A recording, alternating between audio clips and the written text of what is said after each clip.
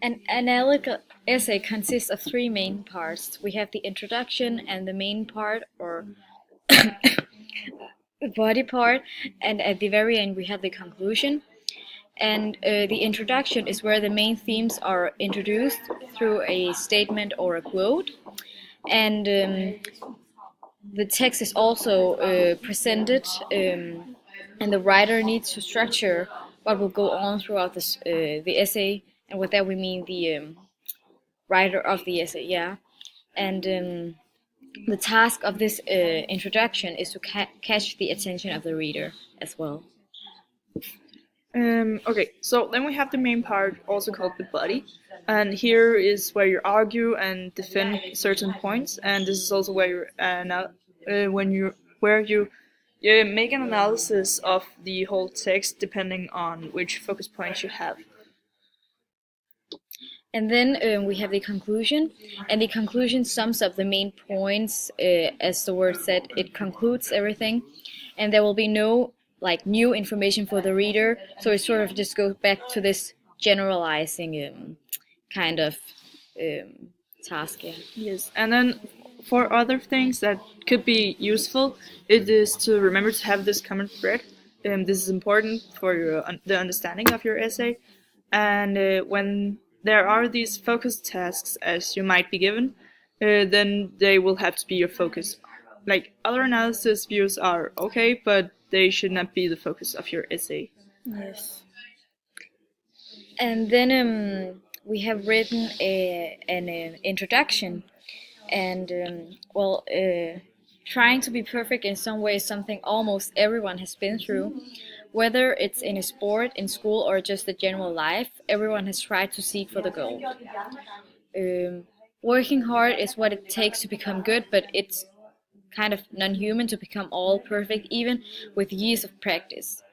Um, Okay, so Sarah Persinger, who is also the author of the text called It's Perfectly Okay to Not Always Be Perfect, trained for years to become a perfect elite gymnast. After years filled with hard work, Sarah began to understand that it's okay not to be perfect all the time, which is also one of the main themes of the text. This essay focuses on the style of writing and how Sarah Persinger reflects on finding a path in life. yes. And to start with, you will have to pick one of the focus points from your task.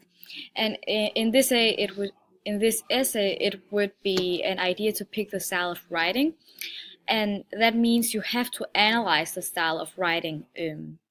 And to make this analysis, you could use stylistic terms to see how the writer takes use of those. An example of a stylistic term could be when Sarah Persinger uses rhetorical questions such as kind of a silly to a ending to a kind of silly ending to a story, don't you think? And from that, it is to be understood that she wants the receiver to think about whatever she's writing. Yes. And another way to analyze the style of writing is by looking for the form of appeal. This is important as the form of appeal is the way that the writer engages the reader in his or her own story. And there are three forms of appeal: ethos, logos, and pathos. The appeal form ethos is the appeal form where the writer or sender focuses on their very own credibility. The credibility can be established throughout the text, but some writers may have ethos beforehand. For instance, if you're a picture of a politician who talks about politics, they would have ethos in advance. Since we know that it is a politician who is speaking or writing, so in the text it is perfectly okay not always be perfect. Sarah Persinger already has some ethos, since she is a former elite gymnast, and today works as a teacher. But she still established more ethos than what she had beforehand. This is seen in the following quotation, where she writes about her own real life experience, which is another clear proof that she knows what she's writing about. So the quote is, when some more years came, I was a new person. I lost nearly 20 pounds and was still working harder than ever. I was strong, faster, more flexible, and performing a high skill level. I was that much closer to being and looking perfect. Yeah. Furthermore, Sarah Persinger also makes use of another appeal form known as logos. And logos is the form of appeal that addresses to the receiver's common sense or sanity. And this is to be seen in the following quotation.